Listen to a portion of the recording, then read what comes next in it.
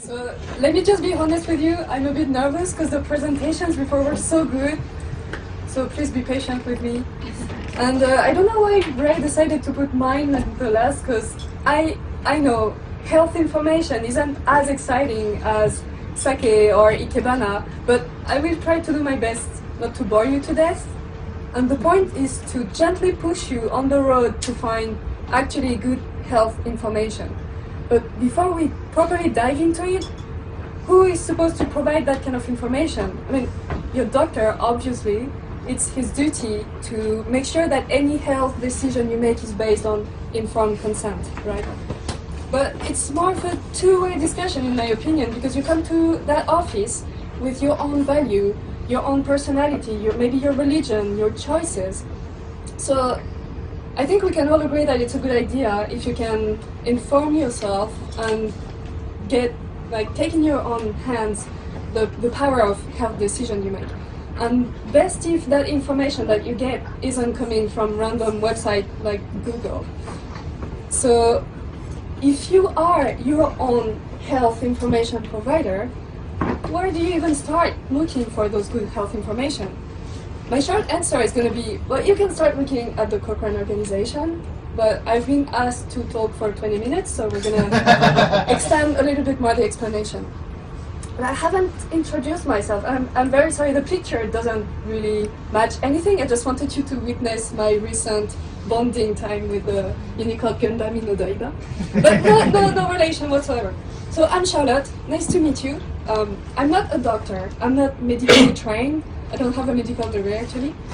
And I do medical research though. And I just want to add a little disclaimer. I'm not a spokesperson for the Cochrane organization. I do not have any benefits, just my personal satisfaction to make a good stuff in the world, to present you that organization. Though you're gonna find myself a little bit fangirling about them because I do really like what they're doing. So that's why I'm introducing them to you. So what's gonna happen? We're gonna go over a little bit of story time, health related, nothing triggering, very non-consequential health problem. Well, not so much problem anymore, but anyway. Then I would like to tell you what the Cochrane organization is, why I love them so much, and that's gonna be my fangirling moment, and how you shouldn't use that Cochrane organization and the information they provide. So story time. Okay, imagine you move to Japan, yay! But then every time winter comes, your skin becomes painfully itchy, dry as hell, it's a nightmare. So you do the sensible thing, you go to the dermatologist, and I say you, but it's more me, I mean you guessed it's a personal story. So I went to the dermatologist, he told me that maybe I should stop using kotatsu, and he prescribed me corticosteroid creams. Everything good beside that kotatsu thing, which is totally unacceptable. He gave me corticosteroid cream, which for itchy skins, eczema-related issue, atopic dermatitis, is really good. Like it's an awesome drug, game changer. But I mean, that skin condition is chronic. Winter is going to come back. The dry season is going to continue, and even if I treat myself with that cream, it's gonna come back. It's not going to completely resolve my problem. And it also has side effects with regular use. You can thin out your skin, which is reversible, but I mean, if you have skin condition, thinning it out is not really a good idea. And you can also develop some allergies or tolerance, and as I said, it's a really good drug, not only for itchy skin conditions. So you don't really want to become allergic or tolerant, right? So I said to my doc, can I use coconut oil? Because I'm that kind of person. He wasn't too impressed, so I went out of that office, got treated by corticosteroids, it was all good, and then, guess what, it came back. So I did use coconut oil, and as I said, I'm that kind of person, so I also tried to use organic jojoba oil, shea butter. Nothing worked at all. And that's how I got to hit the bushy road. So itchy skin is a pretty common condition, and if you go over the internet, you're going to be overwhelmed by the amount of information about it. You can learn everything about it, get out of there, and be like, yeah, but now what? What do I do now, basically? As I said, I'm not a doctor, but I do medical research, so I have access to databases of research. And I got there trying to find some information, and it was all about animal studies, so I didn't really know what to interpret and what to get out of those studies, or very small clinical trials with people that maybe I couldn't completely relate my condition to, so I still like, what do you get out of that? I don't know. And of course I got to see some websites, everyone was there, where they tried to sell you that awesome cream who's gonna make your skin glow, is gonna do your laundry, is gonna make you rich. And I'm not sure those websites had exactly my best interest in mind. So I'm very sorry for this. It's going to be the worst transition in the history of presentations ever. But let me introduce you to the Cochrane organization. So they're just a network of people, just a bunch of people together, mainly health professionals, researchers, students, but also very like a wide range of people. Like basically, if you have any skills that could be useful to that organization, you can be part of it. It's really community based, and it's really huge. So all those good people, what are they doing? They're reviewing clinical trials. Not all of them, but the point is to take clinical trials on the same subject, the same disease, the same drug. They put them together and they try to conclude, is that drug, is that health intervention efficient? Is it working, basically? What I really like about them is that they also precise the quality of the evidence. That, for example, maybe you're going to find that the clinical trials were too small, or the statistical analysis wasn't that great, or wasn't that powerful, and they're going to precise it. It's really, I'm sorry for it, it's really no bullshit, like this, really clear. And they translate it, they reformulate it in plain languages, because let's be honest, speaking with researchers or doctors, sometimes they're pretty cryptic. I don't know if you have the same impression as me, but and they also translate them in 14 languages. At least they try, but they make a really good attempt. So kudos for trying. That's what it looks like. That's the website. The main website, actually. So you can find a lot of good information there, but I would highly recommend you to go to the library where they publish their reviews. You can go there and browse by topic or by review group, because they organize people by groups depending on people's expertise. So what you can find out there is there's a very wide range of subject they touch.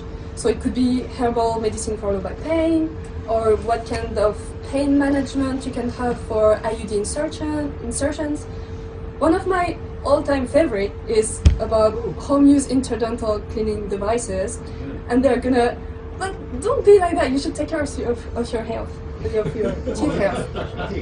But like, in this one they compare, like, you know those tiny brushes you can get at Daikoku, they compare flossing, and they tell you everything about it. I love it. You should read it, it's awesome. Or about moisturizer for eczema, but it could be also about very strong health conditions like schizophrenia, what kind of drugs are useful, or those kind of things. And they have more than 7,500 reviews, so you have a lot of material to browse. They don't only make clinical trials review, they also produce guidelines about how to produce good medical evidences, or a lot of different things. They also they have good videos about training, digital training, but I don't know if those are open to the public, so you should just go check it out, but I'm not sure. They offer some fellowships, in-person fellowships, though not that much. They collaborate with the World Health Organization. They actually consult for them. And they also have a nice thing going on with Wikipedia. They do a lot of community outreach, they get patients involved, many people. It's really community-based. I'm going to come back to it in a little bit.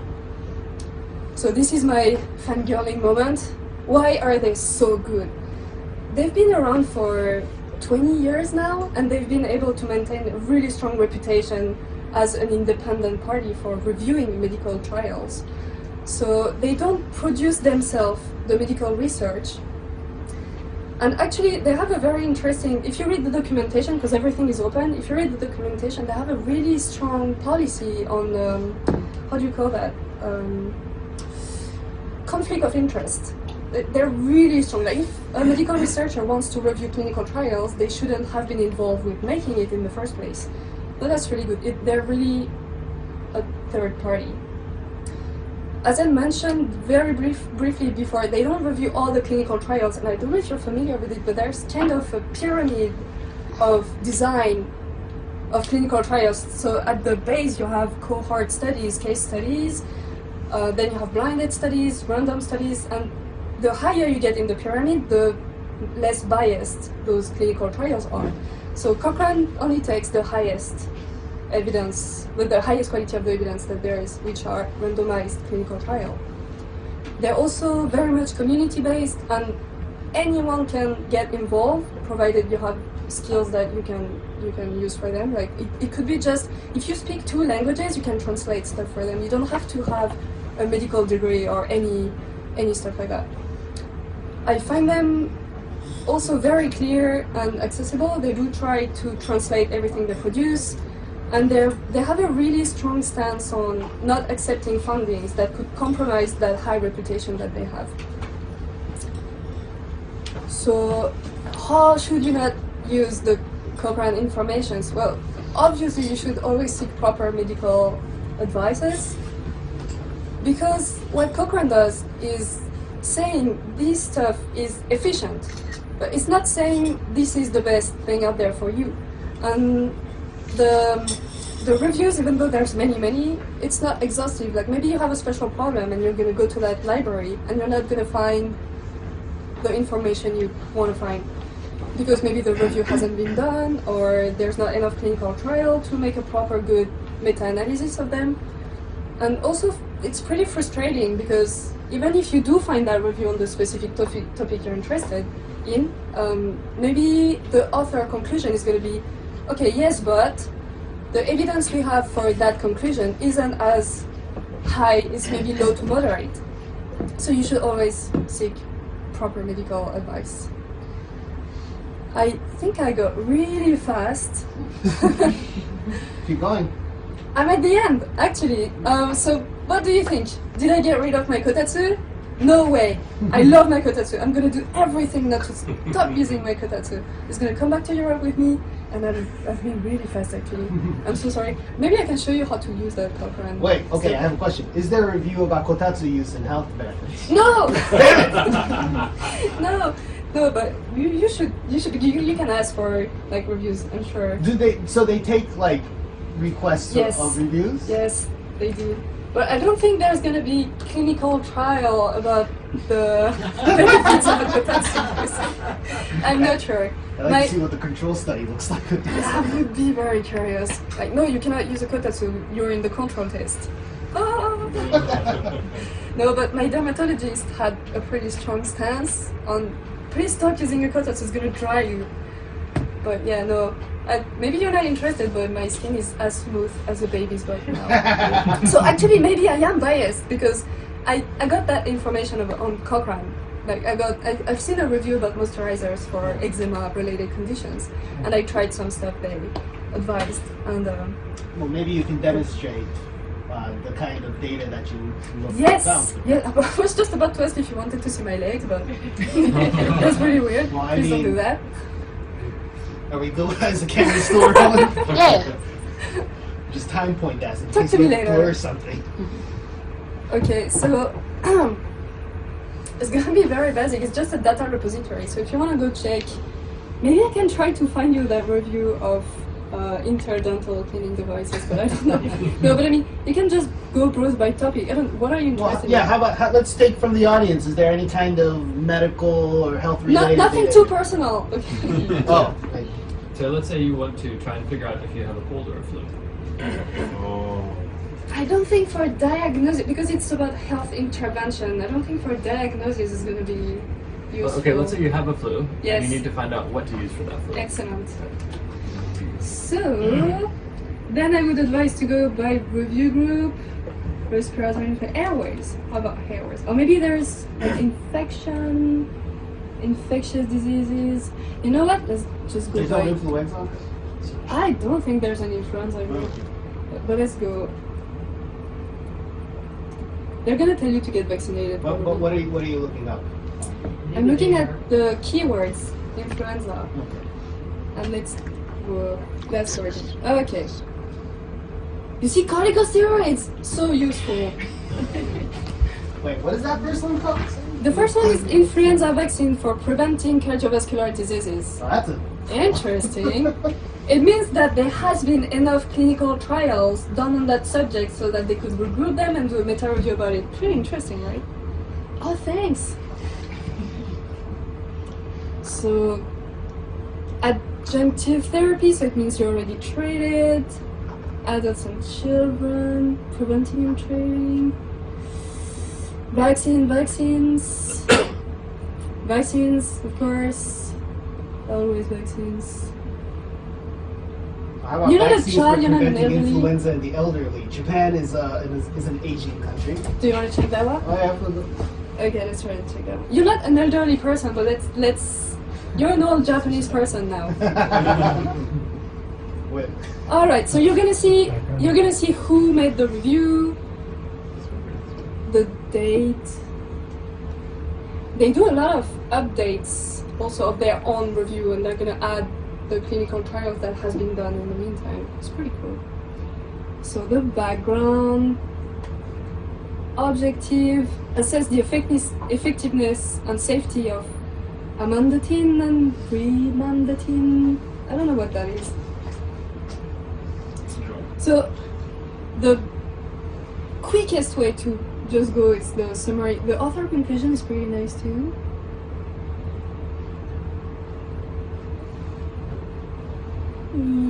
They're not there. Alright, we're gonna have to go manually. Author conclusion.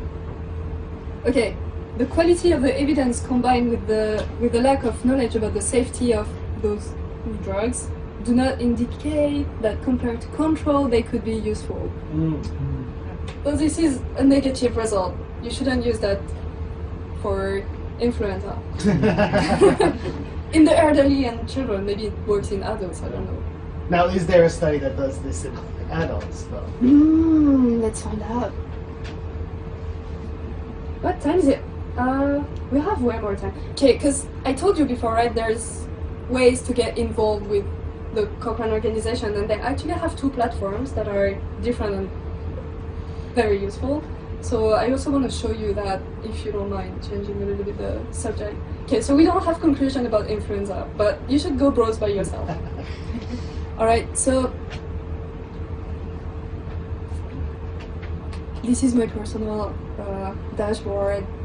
Alright, so what you can do for them, if you have an hour or two to lose per week, or any time, like you do you, is I told you they only take randomized clinical trial, and there's repositories like clinicaltrial.gov, I don't know, where they reference any clinical trial that has been done with their results, hopefully. Even though I read an article this morning saying that in the US, half of the clinical trial people, they don't report the results, which is contrary to the law in the US, so they should pay fines, but it's not enforced. Anyway, I'm going away a little bit. So you can screen for them the databases of clinical trials to identify the ones that are randomized, so the one they actually use. So this one, you can get, this one is better if you know what you're talking about, like if you know a little bit about clinical trials and designs, but they also make you learn about it before, so you can go to the, you can just learn about it with the learning zone. So if you want to get a little bit more proficiency in what's a clinical trial, how is it designed, and what kind of studies have been done, then you can do that. Though I think for the crowd thing and selecting which one are randomized, I would advise that you do that if you have a medical background, not a medical background, but like if you know a little bit about it. And I think the most interesting one is the task exchange. God, English is so hard. This is the place where people that are very much involved in the organization ask for stuff. They ask for small tasks, and sometimes you need to have very specialized skills in reviews and medical evidence and stuff like that. But sometimes it's just translations. Or this one, for example, this Miss Broderick is looking for consumer reviews, so she's looking for patients that is using this kind of the kind of product she's looking for. So they do involve patients very directly. This one is the advertisement for the selecting which one is randomized and which one is not. Ah, look at it. English on paper. Yes. So if you want to get involved and give a little bit of your time to that organization, which is completely fantastic, you can just do translation. Or if you have a condition that's pretty rare, you can just go there and see if someone is looking for inputs. Consumer referral, that's the same. So basically it's either translation or they are looking for people who are health professionals to get involved in making the reviews and stuff like that. So, good. Yes. Yes, actually, we still have 10 minutes. I'm so Well, fast. I guess we can open the floor to questions. Yes, then. do you have Yeah. any more questions?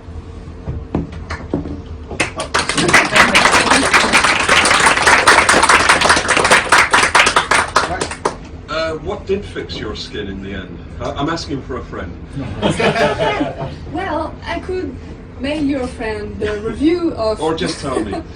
I could just tell you. It's actually, so I've read many reviews, like one about probiotics, one about Chinese medicine. Nothing works. Nothing is really good. What's working is colloid creams or moisturizing creams that contains urea. And they're pretty easy to find, actually. There are ones like in Japan that actually, Really? I can say, yeah, has, because urea is like Nielsen, right? In Yeah. Japanese. Yes. So, Or- Did you try aloe vera gel? no, because I kill all the aloe vera I try to grow. So yeah, somehow I can only make. I cannot grow succulents and cacti. But no, I haven't tried. That works for me. I should have talked to you before. Um, But I got but my urea cream already, and it's You working. can buy it in drugstores and tubes, but look for the 100% stuff because they mix it with some chemical which is really bad for your skin. Then maybe I really don't want to use that. No, I don't know. Okay. just get the 100%. not Yes. the 99. Okay. All right. So yeah, it could be either from the Cochrane review. It's either urea or glycerol, and there's another one. I can't pronounce it. Retinoic acid, something like that. Retinoic acid. No. Or that was RA. It's a very. I've never read that word before, so I just went over it and be like, no, I don't know about it. Yeah, so that fixed my skin. Yeah. Okay. Because glycerol is just like Vaseline, isn't it? Yeah. But I don't know if Vaseline works because there's other stuff in Vaseline, right? Yeah. It's not only pure glycerol. Yeah. Tango. The language they use is quite okay for like non-professional people to read, or they have some kind of project to also like simplify the information. Oh, the plain language summary is included in the review actually. So they have everything. They have the very technical, statistical summary language kind of things. And if you're proficient, you're going to find a lot of good information about how they made the review. But if you're not, and I am not, for example, then you can just read the plain language summary, and it's really, really accessible. It's very easy to understand, it's super clear. Yep, it's included in all the reviews they make. We need the lawyers to do the same for Right? information on the web. Now, Any is, there, legal is, stuff, is there yeah. a legal database that's similar to this? You're out of my comfort zone Ah, okay. there. Okay, who's a lawyer here? We're gonna have to have him for nerd That's Night a super good idea. Do we have any more questions on the floor? Well, I do have one question then. Well, like what organization, which country did this originate from, and how prevalent is it like right now? Admittedly, this is the first time a lot of people here are hearing about And it. I'm so surprised about that. God, why? I don't know. So let me just go back to one of the slides I have. Yeah, I would have liked to known about this like 10 years ago. Right? Googling symptoms is like the actual worst idea. I think that. I know. 9 out of 10 times it's cancer. Yes. You will die tomorrow morning 9 out of 10 times Exactly. if you Google what's happening to you. Yeah. That's why I want to give you that I'm knowledge of the I'm company. immensely grateful. I want you to. I'm very happy. You make me very happy saying that. Oh my goodness. So it's actually super prevalent. They're everywhere. They're like cancer. No. They're present in 130 countries. Japan's in there as well. Yes, there's a cochrane in Japan. Even though I don't know if they're really active. I can't get a hold of them. There is no country for cochrane. There is. The name is the Cochrane is a British guy who was he didn't create epidemiology, but he made it a real science. Popularized it? Yeah. He Standard? developed it. He developed it. Yeah. I don't know if they're British though. They're not really. They don't belong to one country. They're an international network of people. Yeah, there's no one place. So it's named off an actual scientist. Yes, yes. Not like Zephyr Cochrane from Star Trek. Unfortunately, no. Okay, there's one person. No, unfortunately, no. It's a serious guy. Real. He died long time ago. But yeah, no, just people around the world connected by the internet. Yeah. Great. Do we have any questions? Charlotte will be here the rest of the time. The bar, we usually close after the third speaker, but the bar is going to be open. So please mingle and talk amongst yourselves. I think with that, I will happy to say thank you very much, Charlotte. Thank you Please for give me a having me. round of applause.